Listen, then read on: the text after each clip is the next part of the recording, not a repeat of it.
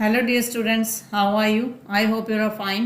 Welcome to my channel Law Scholars and Legal Issues. I am Advocate Vanita. I am presenting here again with another important topic that is related to Sexual Harassment Act. तो last जो class थी उसमें हमने preamble को अच्छे से discuss कर लिया था, एक वर्ड टू वर्ड मैंने आपको अच्छे से एक्सप्लेन कर दिया था। अगर आपने वो वीडियो नहीं देखा है तो आप वो वीडियो जाकर जो है कंटिन्यू कर सकते हैं। अगर वो वीडियो देख लेते तो उससे आज का लेक्चर थोड़ा आपके लिए थोड़ा स्मूथ रनिंग में हो जाएगा। तो चलिए आज का लेक्चर हम कंटिन्यू करते हैं। आज की क्लास में हम डिस्कस करेंगे कि आखिर इस जो एक्ट है, इस लेजिस्लेशन को लाने का क्या ज़रूरत था, क्या आवश्यकता पड़ी थी जो हमने इसको लाया। जैसे लास्ट क्लास में वैसे तो मैंने प्रियम्बल में आपको समझा दिया था, एक्सप्लेन कर दिया था, फिर भी हम इसको मेन के पॉइंट ऑफ व्यू से और एक आंसर राइटिंग की कंसेप्ट से हम इसे थोड़ा सा समझ लेते हैं। देखिए, in a public interest litigation file before the Supreme Court observe that there is a need of effective law to control the sexual harassment of at about police was emphasized. तो पब्लिक इंटरेस्ट लिटिगेशन फाइल हुई, ठीक है। Public interest litigation जब file हुई थी तो उस litigation में क्या था, सुप्रीम कोर्ट ने ये ऑब्जर्व किया कि अब तो एक ऐसा लेजिस्लेशन होना चाहिए जिसके आधार पर जो सेक्सुअल हरासमेंट किया जाता है वर्क प्लेस पे उसको कहीं ना कहीं कंट्रोल किया जाए और उसको रिमूव किया जाए। तो Vishakha versus state of Rajasthan के केस में ये चीज़ें निकल के आई, क्योंकि Vishakha versus state of Rajasthan का केस अगर आप समझते हो तो इसमें एक भंवरी देवी का केस के नाम से भी इसे जाना जाता है कि एक भंवरी देवी जो थी राजस्थान में काम कर रही थी, एक एनजीओ के साथ काम कर रही थी जो बाल विवाह पर रोक लगा रही थी। तो बाल विवाह पर रोक लगाने के लिए जब वो जमींदारों के पास, और आप ये कह सकते हो कि बड़ी जो उच्च कुल के जो लोग थे वो बाल विवाह करवा रहे थे बच्चों का, तो कहीं ना कहीं इसने रोक लगाई। तो उन बड़े लोगों ने गैंग रेप जो है भंवरी देवी के साथ किया, जिस पर एक मूवी भी बनी हुई है, काफ़ी अच्छी तरह से उसमें दर्शाया गया। नंदिता दास उस मूवी में लीड रोल में है। तो भंवरी देवी के लिए जो इंसाफ लेने के लिए विशाखा जो एक एनजीओ है वो जो कोर्ट में जाती है और वो कहती है कि कहीं ना कहीं उनको सज़ा देने की बात थी लेकिन वो बच जाते हैं, सज़ा तो उन्हें नहीं हो पाती। लेकिन सुप्रीम कोर्ट ये ऑब्जर्व करती है कि नहीं, कोई एक ऐसा स्पेसिफिक लॉ होना चाहिए जिसकी वजह से जो विमेन है जो सेक्सुअल हरासमेंट की शिकार होती है उनको कहीं ना कहीं उस पर कंट्रोल किया जा सके। तो सुप्रीम कोर्ट ने ऑब्जर्व किया in the absence of specific laws कि जब कोई स्पेसिफिक लॉ नहीं होगा सेक्सुअल हरासमेंट से रिलेटेड तो guidelines deem to be law. तो ये जो गाइडलाइंस जो सुप्रीम कोर्ट ने दी है इस केस के अंदर, उस गाइडलाइंस को ही लॉ के तौर पर समझा जाएगा। Till the legislation not passed an enactment, जब तक लेजिस्लेशन कोई भी लॉ पास नहीं करता, the court lays down the guidelines and norms specified here and after for due observance at all work places to other institution. ये guidelines जो हर एक उस वर्क प्लेस पे, हर एक उस इंस्टीट्यूशन पे है, लागू है जब तक कि एक नया लॉ नहीं आता। This is done in exercise of the power available under article 32। Article 32 में जो है कॉन्स्टिट्यूशन के तहत एक पावर दी गई है फंडामेंटल राइट को प्रोटेक्ट करने के लिए, एनफोर्स करवाने के लिए, और उसको आर्टिकल 145 के तहत डिक्लेयर किया जाता है कि नहीं ये जब तक लॉ नहीं बनता तो ये गाइडलाइंस जो लॉ की तरह फॉल करेगी। तो गाइडलाइंस इंपॉर्टेंट क्या थी, मेन गाइडलाइंस क्या थी, वैसे तो डिटेल में आप अपने नोट्स के हिसाब से समझ सकते हो, फिर भी मैं आपको वर्ड टू वर्ड समझाने का प्रयास कर रही हूँ। एम्प्लॉयर और any other incharge person are duty bound to follow the guidelines. जो एम्प्लॉयर होगा, जो रोजगार देगा, आज किसी कंपनी का मालिक होगा, कोई वर्कर होगा, तो वो क्या करेगा, इस गाइडलाइंस को फॉलो करने के लिए बाउंड है, ड्यूटी बाउंड है, ये उसका कर्तव्य है। It is the duty of the employer to stop और try to ban the commission of such act. और ये एक एम्प्लॉयर की ये भी ड्यूटी बनती है कि किसी भी प्रकार का अगर सेक्सुअल हरासमेंट होता है तो उसको बैन करने की कोशिश करेगा। It shall also be duty of such authorities to provide the smooth procedure for the settlement of disputes. अगर डिस्प्यूट्स हो जाता है तो उन डिस्प्यूट्स का जो फीमेल है और जो मेल है जिसने सेक्सुअल हरास किया है उनके बीच में अगर सेटलमेंट हो रहा है डिस्प्यूट या कोई कंप्लेंट है सेक्सुअल हरासमेंट की, तो उनके लिए जो है इंपॉर्टेंट कदम भी उठाएगा। For the purpose of this act, इस एक्ट के उद्देश्य के लिए, if a man committing an act, एक आदमी अगर कोई एक्ट करता है विच इंक्लूड ए डिमांड और रिक्वेस्ट ऑफ सेक्सुअल फेवर, जो किसी भी फीमेल से सेक्सुअल फेवर की डिमांड करता है कि उसकी सेक्सुअल डिजायर को पूरा करे, फिजिकली अगर टच करता है and move forward in A purposeful way which involve undesired and direct sexual touch, direct sexual touch कर रहा है या कोई कमेंट कर रहा है किसी फीमेल पे, उसको पोर्नोग्राफी दिखाने की बात कर रहा है जो महिला की इच्छा के अगेंस्ट है, तो वो गिल्टी माना जाएगा।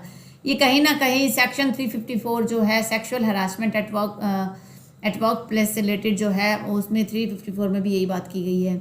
It is the duty of our employers, हर एक उस एम्प्लॉयर की ड्यूटी है, दूसरे पर्सन की ड्यूटी है जिसके पास इंचार्ज है कि सेक्सुअल हरासमेंट्स के को रोकने के लिए अप्रोप्रिएट इनिशिएटिव लेगा, उचित कदम उठाएगा।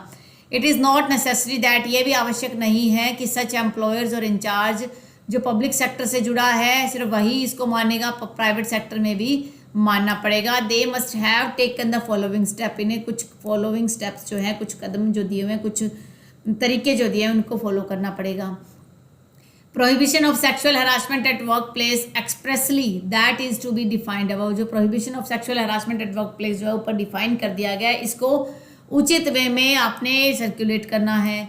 रूल्स रेगुलेशन जो बनाई गई है, जो गवर्नमेंट या पब्लिक सेक्टर के लिए जो बनाई गई हैं वो प्राइवेट सेक्टर पे भी लागू होंगी और पेनल्टीज़ को भी सेट किया जाएगा, सरकार ये सेट करेंगी।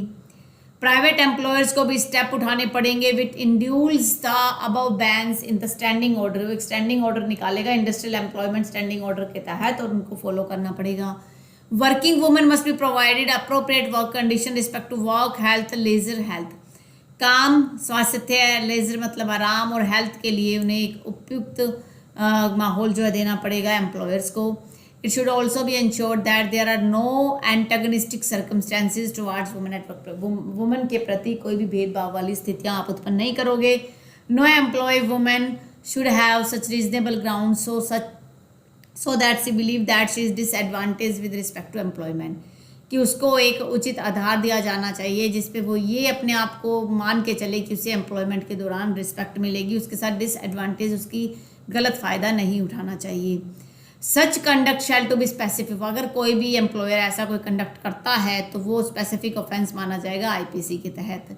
It is the duty of the employer to initiate appropriate action as per the law by making complaint, वो उचित कदम उठाएगा जब कोई भी कंप्लेंट उसके पास आती है। It should ensure particularly that the victims और the witnesses are not to be discriminate, जो भी विक्टिम है, जो भी शिकार हुआ है उस सेक्सुअल हरासमेंट का, या जो भी विटनेस है उनको किसी प्रकार से आप डिस्क्रिमिनेट भेदभाव नहीं करोगे। There must be an option to the aggrieved sexual harassment that so that she can choose better option, ये एग्रीव्ड जो है, जो पीड़ित है, उसको एक ऑप्शन दिया कि वो अपने हिसाब से जो उचित अथॉरिटी समझे वो उसको चूज सकती है। ये वो आईपीसी में भी जा सकती है और वो सेक्सुअल हरासमेंट एक्ट के तहत भी कंप्लेन कर सकती है जो उसे ठीक लगी।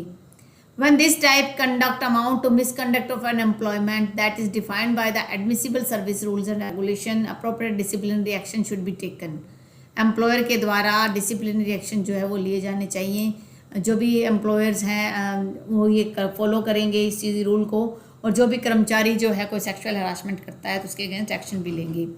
Whether this conduct constitutes an offence under any law or by breach of the service rules, proper or suitable step taken.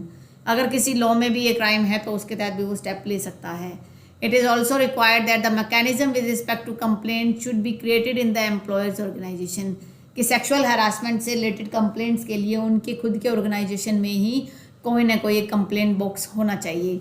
It is the duty of this mechanism to redress the complaint, ये mechanism उस व्यक्ति की duty है, employer की duty है कि वो complaint में रेड्रेस करेगा, उसका निपटारा करवाएगा। There must be time line, एक फिक्स टाइम होना चाहिए कि उतने टाइम लिमिट के अंदर आपकी कंप्लेंट का निपटारा हो जाएगा।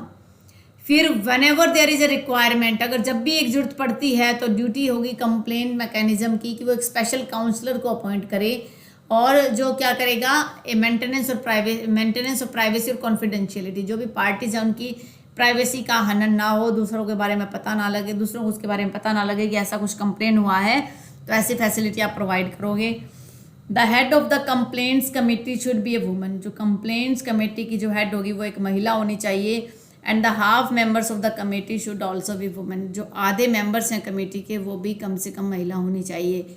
In order to prevent the possibility of any type of undue pressure, कि किसी प्रकार का प्रेशर ना हो, कोई भी कोर्जन, किसी प्रकार की धमकी ना हो, कोई दूसरा प्रभाव सीनियर अथॉरिटी के द्वारा ना हो, ऐसा आप वहाँ पर उसको रोकने का भी प्रयास करोगी। It is necessary that the complaint committee should require third party, अगर जरूरत पड़े तो थर्ड पार्टी जैसे एनजीओ वगैरह को भी वो अपॉइंट कर सकता है।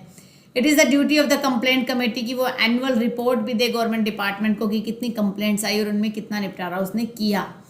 When there is requirement that the employees want to raise the issue relating to sexual harassment, जब भी जरूरत पड़े और एम्प्लॉयज़ को लगता है कि इस मुद्दे को उठाना चाहिए तो वो उन्हें जो है रोका नहीं जाएगा कि वो अपना एक अप्रोप्रिएट फॉर्म में जा सकते हैं।